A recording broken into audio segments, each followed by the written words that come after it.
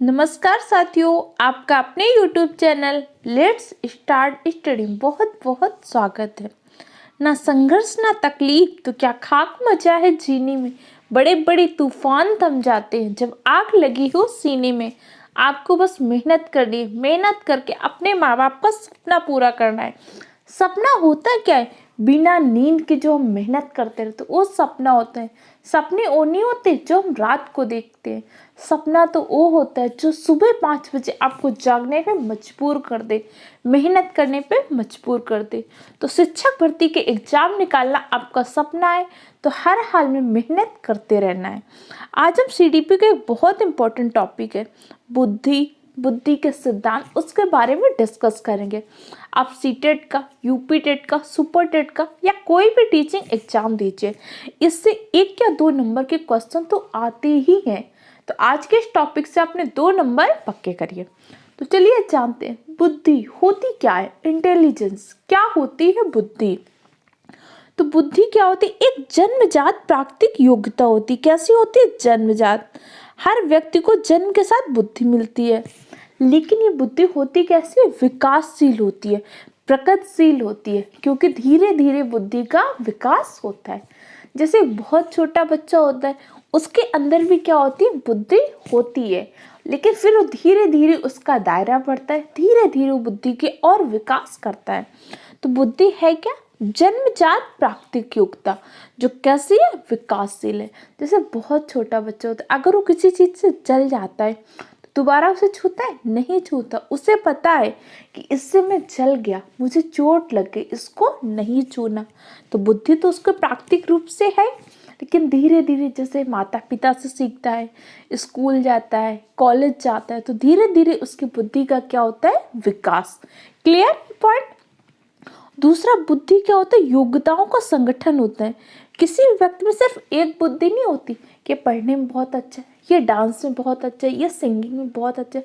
हर व्यक्ति के अंदर बहुत सारे गुण होते हैं।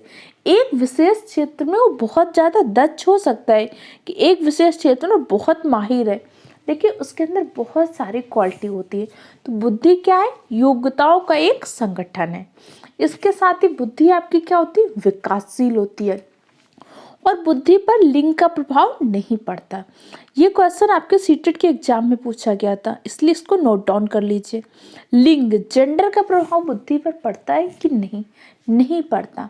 हमारी बुद्धि पर लिंग का कोई प्रभाव नहीं होता कि ये लड़की है तो उसकी बुद्धि ज़्यादा होगी, ये लड़का है तो उसकी बुद्धि कम होगी, या इसकी बुद्धि ज़्यादा होगी। ऐसा कोई प्रभाव बुद्धि पर नहीं पड़ता।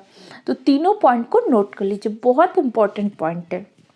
अब चलिए आगे हम देखते हैं बुद्धि के कुछ सिद्धांत हैं, जो प्रमुख सिद्धांत आपसे अक्सर एग्जाम में पूछता है। पहला, बुद्धि का एक कारक सिद्धांत। बुद्धि का एक कारक सिद्धांत दिया किसने था? तो बुद्धि का एक कारक सिद्धांत दिया था बिने, टर्मन और स्टर ने। वर्तमान में बुद्धि का जो एक कारक सिद्धांत या मान नहीं है। बुद्धि के एक कारक सिद्धांत विनय ने क्या बोला? उन्होंने कहा कि बुद्धि का अविभाज्य एक कारक, बुद्धि का सिर्फ एक ही कारक है जिसे हम विभाजित नहीं कर सकते। अगर ये सिद्धांत मान्य होता तो इसके अकॉर्डिंग एक व्यक्ति अगर डांस में अच्छा है तो सिर्फ डांस में ही अच्छा होगा और किसी फील्ड में नहीं आएगा कुछ।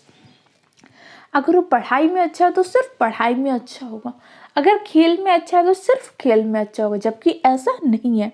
तो बुद्धि का एक कारक सिद्धांत दिया था, किसने दिया था? बिने ने। यह कई बार टर्मन या स्टैंड भी ऑप्शन में होता है, जो आपके ऑप्शन में हो उसके अकॉर्डिंग इसको कर लीजिएगा। बुद्धि का एक कारक सिद्धांत बिने ने दिया। बुद्धि का द्विकारक सिद्धांत स्पीयरमैन ने। स्पीयरमैन ने कहा कि बुद्धि के 2 कारक होते हैं। पहला कारक होता है आपका सामान्य कारक, दूसरा कारक कौन सा होता है? विशिष्ट कारक। स्पीयरमैन ने कहा कि जो सामान्य कारक होता है वो हमें वंशानुक्रम से प्राप्त होता है। कैसे प्राप्त होता है? वंशानुक्रम से। ये क्वेश्चन आपके यूपी टेट में पूछा जा चुका है। जो पॉइंट हम डिस्कस कर रहे हैं सारे एग्जाम में पूछे जा चुके हैं। सामान्य कारक एक सामान्य रूप से बुद्धि मिलती है, फिर उसको हम प्रशिक्षण से, योग्यता से उसको विशिष्ट बनाते हैं। तो उन्होंने कहा सामान्य कारक हमें वंशानुक्रम से प्राप्त होता है और विशिष्ट कारक वातावरण से, प्रशिक्षण लेके, ट्रेनिंग लेके, उसकी बहुत प्रैक्टिस करके उसको विशिष्ट बनाते हैं। तो बुद्धि का द्विकारक सिद्धांत स्पेयर ने कौन कौन से कारक बताए? सामान्य कारक और विशिष्ट कारक। सामान्य कारक किससे प्राप्त होता है? सामान्य कारक जो होता है हमें वंशानुक्रम से प्राप्त होता है, जबकि विशिष्ट कारक माता पिता से। क्लियर? समूह कारक सिद्धांत। समूह कारक सिद्धांत बुद्धि का दिया था थर्स्टन ने। किसने दिया था? थर्स्टन ने। इन्होंने कहा कि जो बुद्धि है 7 प्रकार की योग्यताओं का समूह है। बहुत सारी 7 प्रकार की योग्यताएं बताई। उन्होंने बताया इन सारी योग्यताओं के समूह से हमारा क्या होता है? बुद्धि का निर्माण होता है। बहुकारक सिद्धांत। बुद्धि का बहुकारक सिद्धांत दिया था थॉर्नडाइक ने। थॉर्नडाइक ने कहा कि बुद्धि हमारे बहुत सारे कारकों से मिलकर बनी है। जैसे उन्होंने बुद्धि को डिवाइड किया, सामाजिक बुद्धि, मूर्त बुद्धि, अमूर्त बुद्धि, या फिर सामाजिक बुद्धि को कई बार यांत्रिक बुद्धि भी पूछ लेता है इसकी जगह पे। तो किसने बताया था? थॉर्नडाइक ने। सामाजिक बुद्धि क्या होती है? ऐसी बुद्धि जैसे राजनेताओं में पाई जाती है, जैसे हमारे पीएम नरेंद्र मोदी। तो उनमें कैसे बुद्धि पाई जाएगी? सामाजिक बुद्धि। समाज में कैसे संप्रेषण करना है, समाज में कैसे बिहेव करना है, बहुत अच्छे तरीके से उन्हें पता होता है। और जिस व्यक्ति में सामाजिक बुद्धि पाई जाती है वो कैसा होता है? व्यवहार कुशल होता है। अमूर्त बुद्धि। अमूर्त बुद्धि क्या होती है?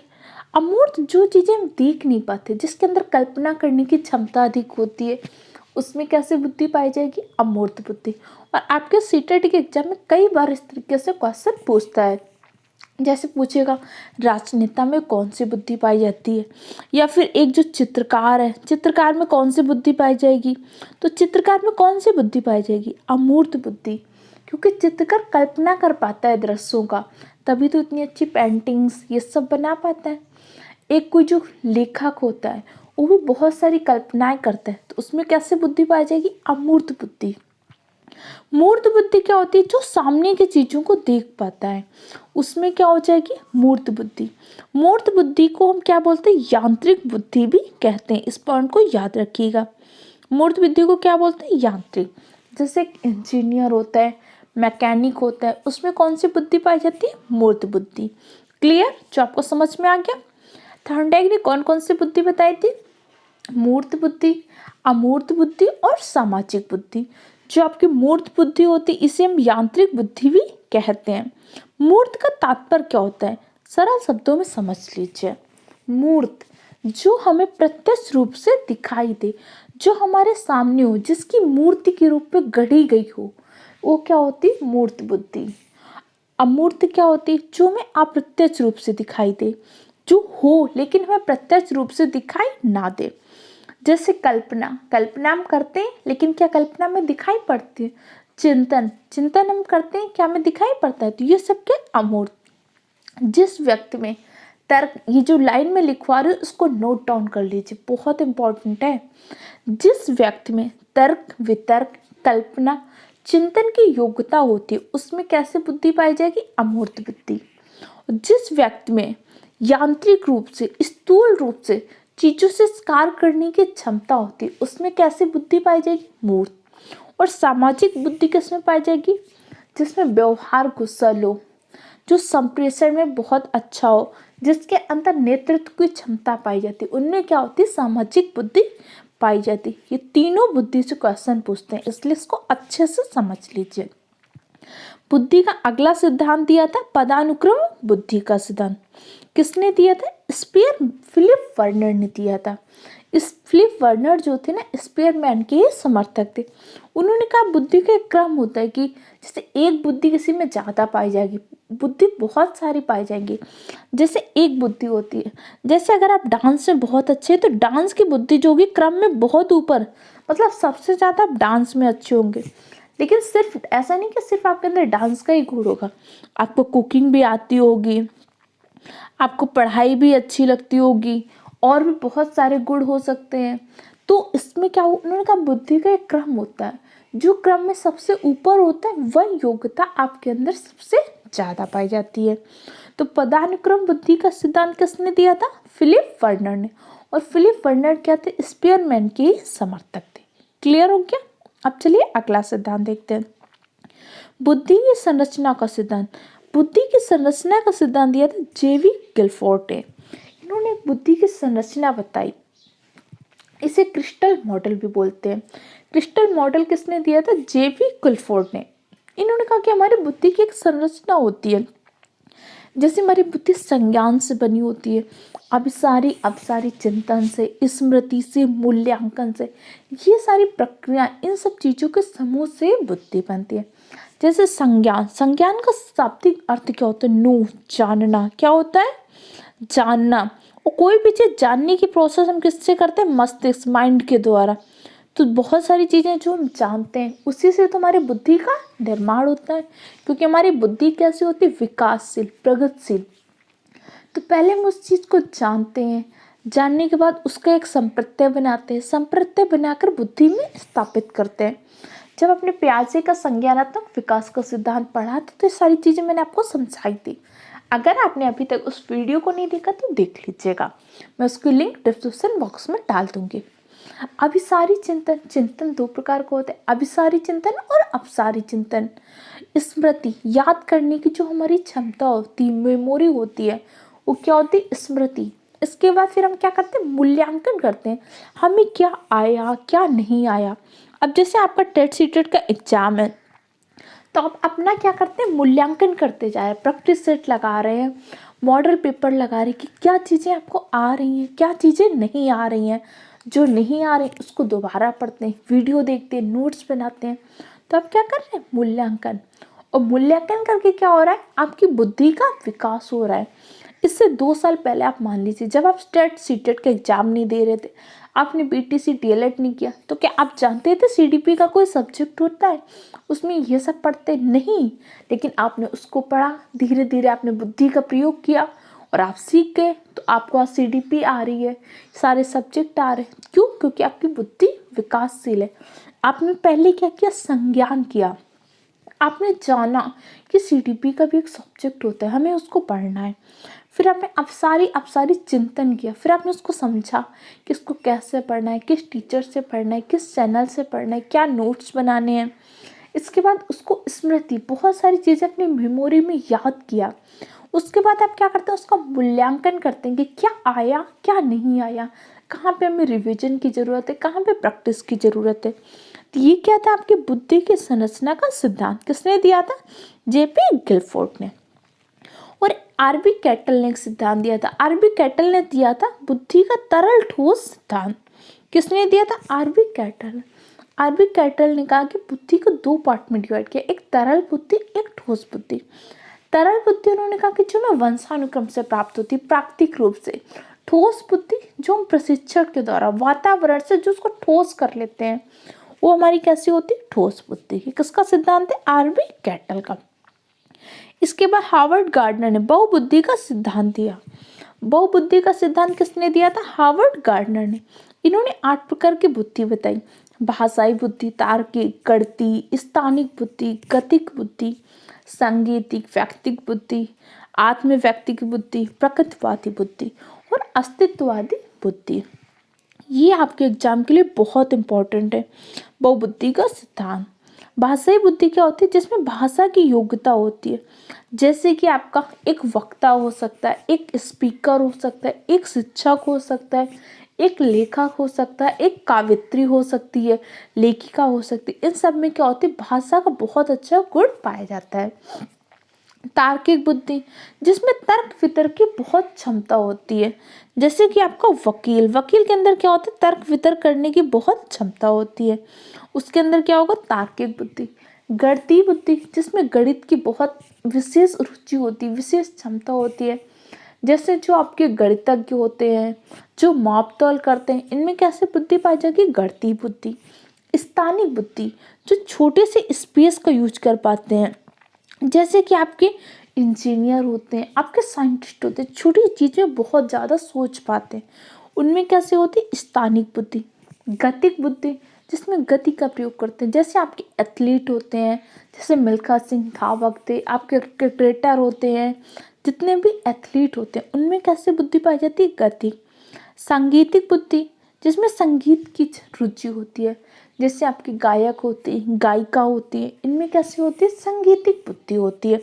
और कोई वाद्य यंत्र जो बजाते हैं उनमें भी कैसे बुद्धि होती है? संगीतिक बुद्धि। व्यक्तिक बुद्धि क्या होती है? व्यक्तिक बुद्धि अपने अंदर जो अपने बारे में जान सकता है, अपने जो आत्मनिष्ठ होता है, उसमें कैसे होते हैं? व्यक्तिक। एक होती है अंतर्वैयक्तिक।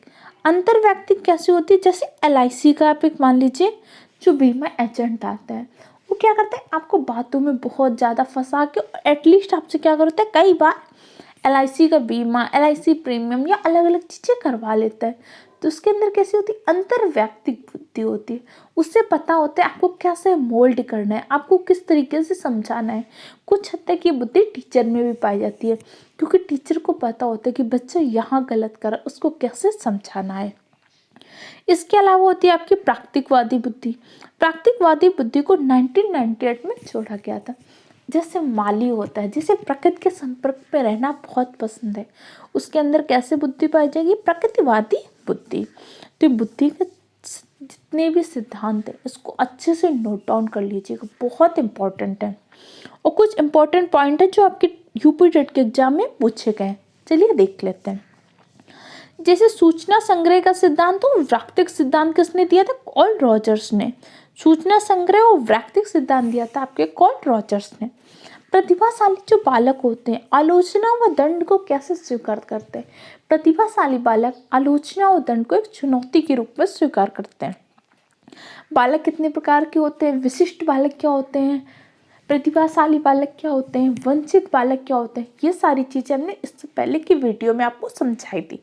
अगर आपने समावेशी शिक्षा वाली वीडियो नहीं देखी तो उनको जरूर देख लीजिएगा, उसमें मैंने सारी चीज़ें आपको समझाएंगे। दिव्यांग बालक क्या होते हैं, दिव्यांग बालकों के लिए कौन सा एक्ट आया था, उनको जो उपकरण दिए जाते हैं किस एक्ट के माध्यम से, दृष्टिबधिर का सिद्धांत जो संस्थान है वो कहाँ पे है, और भी जो श्रवण बधित होते हैं उनका संस्थान कहाँ पे है, कितने % में बालक को श्रवण बधित माना जाता है। ऐसा कुछ इंपॉर्टेंट जो आपके एग्जाम में पूछे जा सकते हैं। जैसे मंडलीय मनोविज्ञान शाला क्या, ये सारी चीज़ें मैंने इससे पहले की वीडियो में डिस्कस की थी, आप उस वीडियो को जरूर देख लीजिएगा। संवेग क्या होता है? संपूर्ण व्यक्तित्व का जो तीव्र उपद्रव है उसे संवेग बोला था। किसने? PV यंग ने। जुड़वा बच्चों पर वातावरण के प्रभाव का अध्ययन किसने किया था? न्यूमैन व फ्रीमैन ने। न्यूमैन व फ्रीमैन ने जुड़वा बच्चों पर वातावरण के प्रभाव का अध्ययन किया था। जैसे एक बालक के विकास पर वंशानुक्रम व वातावरण दोनों का महत्वपूर्ण योगदान होता है। फ्रीमैन ने क्या किया था? एक दो जुड़वा बच्चे लिए, उनको अलग अलग वातावरण में रखा था, फिर उनके विकास का अध्ययन किया था। तो आज आपने जाना बुद्धि क्या होती है, बुद्धि की कुछ विशेषताएं और बुद्धि के कुछ प्रमुख सिद्धांत। इसको बिल्कुल तैयार कर लीजिए, 2 नंबर आपके पक्के हो जाएंगे इस वीडियो से। अच्छे से नोट्स बनाइए, चैनल को सब्सक्राइब कीजिए, रिवीजन करते रहिए।